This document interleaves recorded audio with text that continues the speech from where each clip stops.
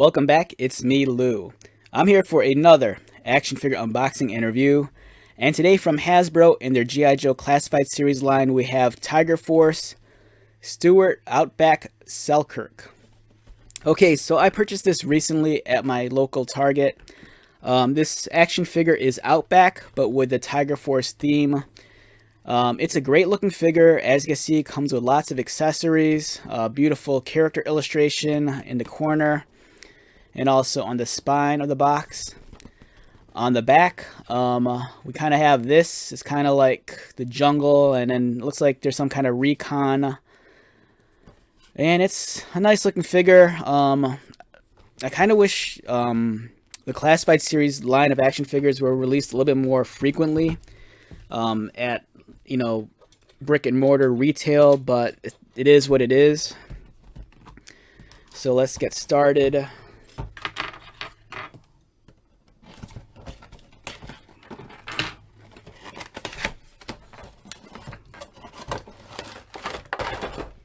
You have the Tiger Force logo in the background of the box.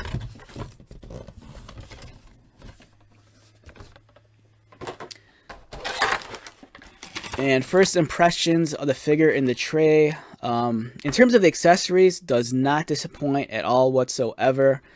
You have a backpack, you have a mini shovel, knife, a flashlight, pistol, salt gun, and it looks like, I think that's the magazine. Really beautiful looking figure. Yeah, it looks great. So I don't have any sort of attachment to the Outback character.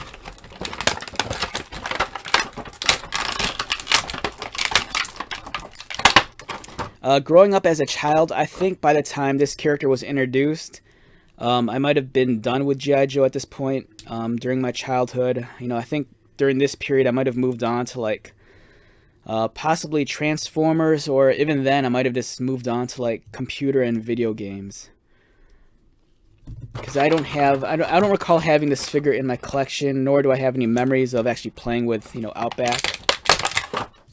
And when it comes to the cartoon, I don't think the character was introduced until much later. And I think by then, I think Sunbow might have been done with the cartoon at that point. One thing I'm kind of worried about, I just noticed it just now. And so I was about to plug the backpack. You guys can see right here, there's a long peg into the back. But one thing that really concerns me is the harness.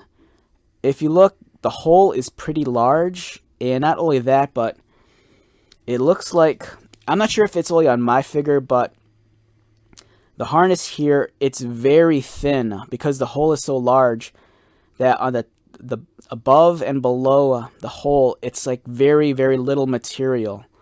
So it seems like, if anything, this could rip easy if you're not handling it carefully. Like I said, it just might be isolated to only my copy of the figure, but if you buy this figure, immediately examine the harness on the back. If yours is much like mine, the hole is really big and you don't have a lot of material here.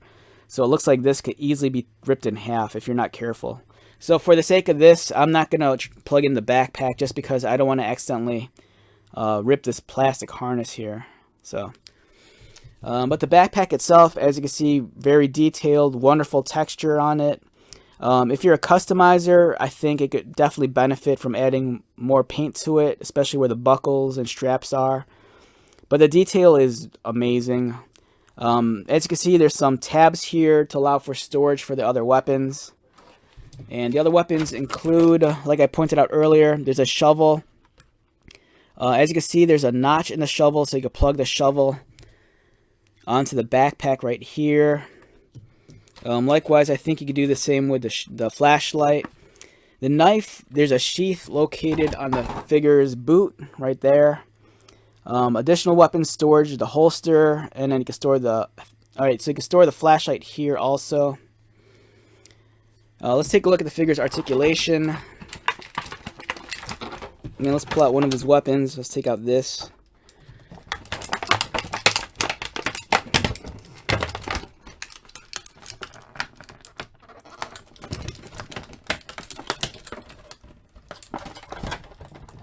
Now let's take the clip out, and as you can see, there's a slot right there, and this easily goes in like that. It's kind of it's a snug fit, but it's not super tight. So just a word of caution, you know, be careful. Always know where this piece is, because it doesn't feel like it wants to stay in place as tight as you'd want it to. But wonderful detail, looks great. It's a shorter assault rifle minus the stock.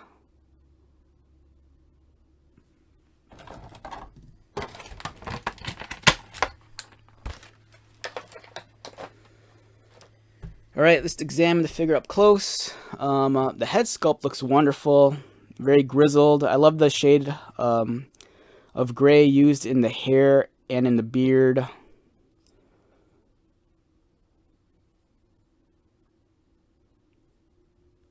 It appears there's even like a slight wash to the beard to bring out some of the additional details. I love the headband. It looks like a 90s, you know, hero, much like Rambo with the headband and kind of like the tousled hair. Yeah, the Tiger Force logo on his shirt, rolled up sleeves, pinless joints, which are nice. The harness here, it's really nice. It's really well detailed, but like I pointed out earlier, this bothers me. There's not a whole lot of material holding it together in the back, so if you're a little bit too rough, you might accidentally rip this in half. Nice camouflage pattern on his pants. There's his knee pads. It's been some time since I've handled a Classified series figure, so I'm not sure how much of this is reused. But it's you know, it still retains that quality of this toy line. In terms of the articulation, his head rotates. Does he look down? Not really. Does he look up? Arms rotate. There's a really smooth butterfly joint here, which is I can really appreciate. Bicep cut, double pinned pinless elbows, very clean look, articulated wrists, nice ab crunch, clicks, swivel at the waist, legs kick up about there, they kick outward also, double pinned knees, boot cut, ankle articulation. There is no toe articulation, but that's all right. Overall, solid figure. I think this is great. You know, this still maintains that quality that the Classified series line is known for. High level of detail, excellent amount of accessories. It's awesome. For me, I've stated this in the past. I think for me, the big shortcoming with the Classified series line of action figures is this, you know, the release and the distribution. I kind of feel like they didn't really ride the momentum of, you know, when the figures were first introduced like 2 years ago.